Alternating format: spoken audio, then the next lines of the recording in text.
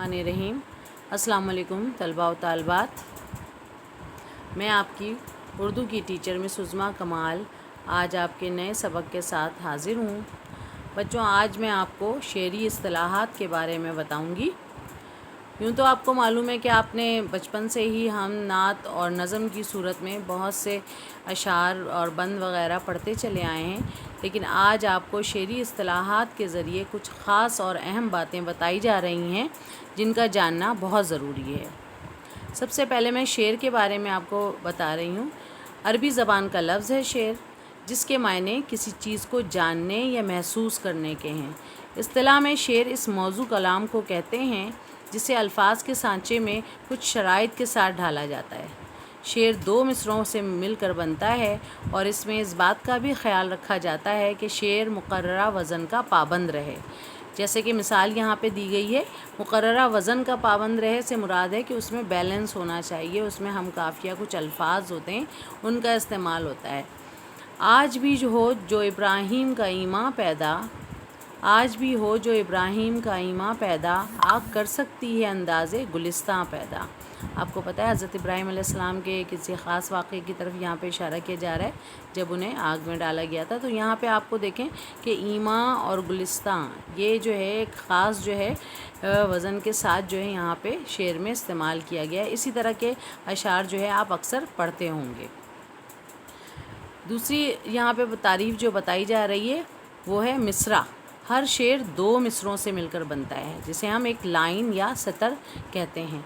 शेर का पहला मिसरा मिसरा औला कहलाता है। शेर के दूसरे मिसरे को मिसरा सानी कहते हैं। यहाँ पे मिसाल देखें आप। मिसाल, सुबह होती है शाम होती है मिसरा औला, उम्र यूं ही तमाम होती है मिसरा सानी। यहाँ पर बंद की तारीफ़ दी जा रही है। दो से ज़्यादा मिसरों का मजमुआ जिसमें कोई मुकम्मल बात की जाए। यहाँ पे मिसाल बताई, दो से ज़्यादा। यहाँ पे दो, आपको पता है कि शेर में दो मिसरे होते हैं, यहाँ पे दो से ज़्यादा मिसरे जब हों तो वो बंद कहलाती है, जिसमें कोई मुकम्मल बात जो है आपको समझ में आ जाए। मिसाल, किस कदर गिरा तुम पे सुबह की बेदारी है, हमसे कब प्यार है हाँ नींद तुम्हें प्यारी है, तबे आज़ाद पे क़ैद रमज़ां भारी है, तुम ही कह दो यही आईने वफ़ादारी है। यहाँ पे एक आपको बंद दिया गया है और इसमें जो है एक मुकम्मल बात जो है समझाई जा रही है। चार जो है मिसरों पर मुश्तमिल है ये। यहाँ पे इसके बाद नज़म की तारीफ़ बताई जा रही है।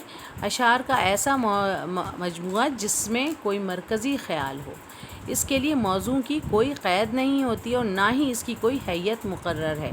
कोई ज़्यादा ये नहीं है कि इसमें जो है ख़ास जो है पता चले कि इसकी ख़ास तरतीब हो, लेकिन इसमें इस बात का ख़्याल रखा जाता है कि कोई एक मरकज़ी ख़्याल पे बात की जाती है।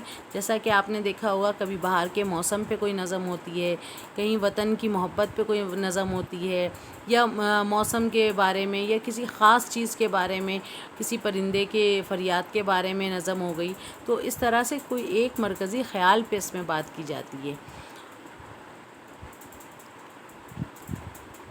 और किसी भी मौजू पे ये बात हो सकती है, कोई भी जो है माशरती या जो है कोई भी मौजू लिया जा सकता है। मिसाल यहाँ पे बताई जा रही है, हम परवरिश लौहो कलम करते रहेंगे, जो दिल पे गुज़रती है रक़म करते रहेंगे, असबाब गम इश्क बहम करते रहेंगे, वीरान ये दौरा पे करम करते रहेंगे। गज़ल की तारीफ़ यहाँ पे बयान की जा रही है। गज़ल अरबी लफ्ज़ है, लेकिन इस सनफ़ सुखन को ईरानियों ने राइज किया। गज़ल के लग़वी मायने औरतों से या औरतों के बारे में बातें करना है।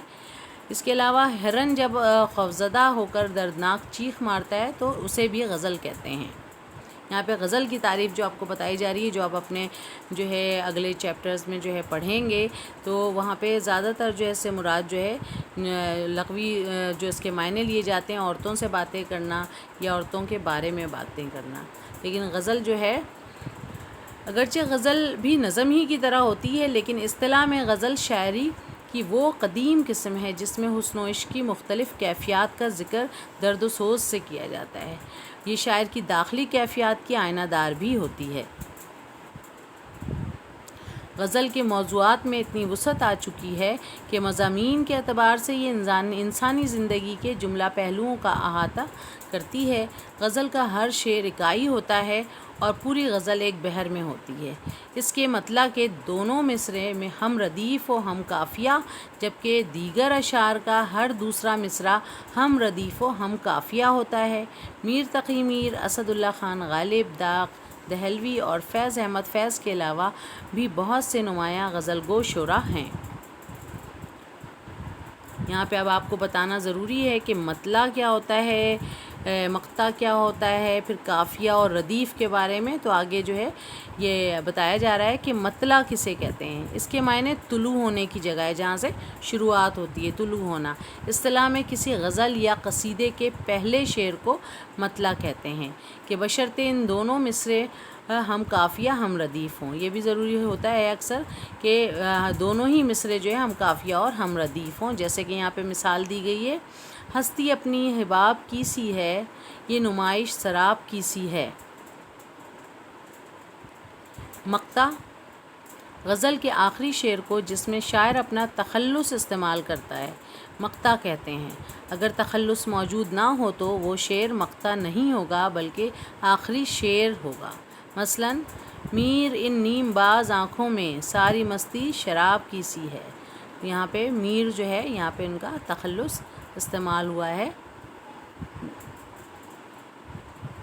میر تقی میر کا۔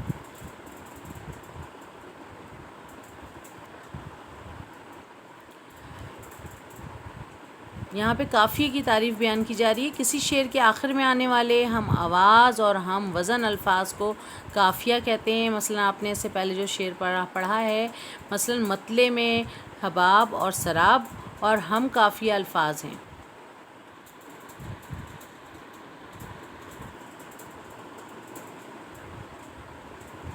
ردیف بتایا جا رہا ہے کسی شعر میں قافیے کے بعد آنے والے ایک جیسے لفظ یا ایک جیسے الفاظ ردیف کہلاتے ہیں۔ مطلع اور مقطع کی مثال میں کی سی ہے ردیف ہے۔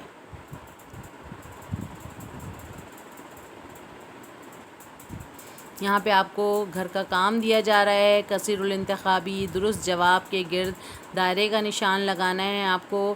یہاں آپ کو مختلف جو ہیں آپ کو جو ہے انتخاب کرنے کے لیے 4 الفاظ دیے گئے ہیں، جو صحیح ہے اس پہ جو ہے یا تو آپ دائرے کا نشان لگائیں یا خالی جگہوں میں اس کو فل کریں۔ جیسے کہ اردو ڈیش زبان کا لفظ ہے، یہ یقیناً آپ کو پتہ ہے ترکی زبان کا لفظ ہے۔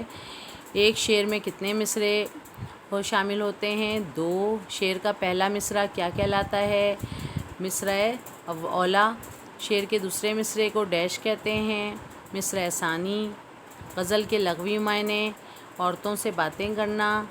غزل اردو شاعری میں کس زبان کی تقلید ہے؟ عربی۔ وہ ہم آواز اور ہم آہنگ الفاظ جو اشعار کے آخر میں بار بار آئیں ڈیش کہلاتے ہیں؟ ردیف۔ جیسے یہاں پہ آپ کو جو ہے بتایا جا رہا ہے قافیہ کہلاتے ہیں، قافیہ۔ دل ناداں تجھے ہوا کیا ہے، آخر اس درد کی دوا کیا ہے؟ یہاں پہ مثال بتائی گئی ہے ہوا اور دوا۔ ہر شعر کے آخر میں قافیے کے بعد بار بار دہرایا جانے والا لفظ یا الفاظ ڈیش کہلاتے ہیں، وہ ردیف کہلاتا ہے۔ لطف و عشق میں پائے ہیں کہ جی جانتا ہے، رنج بھی ایسے اٹھائے ہیں کہ جی جانتا ہے۔ تو جی جانتا ہے یہ ردیف ہے جو کہ آخر میں جو ہے یہاں پہ شعر کے آخر میں آتا ہے۔ مطلع غزل کا کون سا شعر ہوتا ہے؟ پہلا۔ غزل کے آخری شعر جس میں شاعر اپنا تخلص استعمال کرتا ہے مقطع کہلاتا ہے۔ شعراء اپنی نظم یا غزل کے آخر میں عموماً ڈیش استعمال کرتے ہیں، تخلص استعمال کرتے ہیں۔ میں نے مانا کہ کچھ نہیں غالب، مفت ہاتھ آئے تو برا کیا ہے۔ اس شعر میں غالب تخلص ہے۔ پتا پتا بوٹا بوٹا حال ہمارا جانے ہے، جانے نہ جانے گل ہی نہ جانے باغ تو سارا جانے ہے۔ اس شعر میں قافیہ جو ہے یہاں پہ 2 قافیے جو دونوں شعر میں استعمال ہوا ہمارا اور سارا ہیں، اور ردیف جو ہے جانے ہے۔ تو اس طرح سے آپ کو یہ کام آپ کو مکمل کرنا ہے، اور آج آپ کو پتہ چل گیا ہوگا کہ شعری اصطلاحات میں جو ہے کون کون سی خاص باتیں ہیں جن کا جاننا بہت ضروری ہے۔ اوکے، اللہ حافظ۔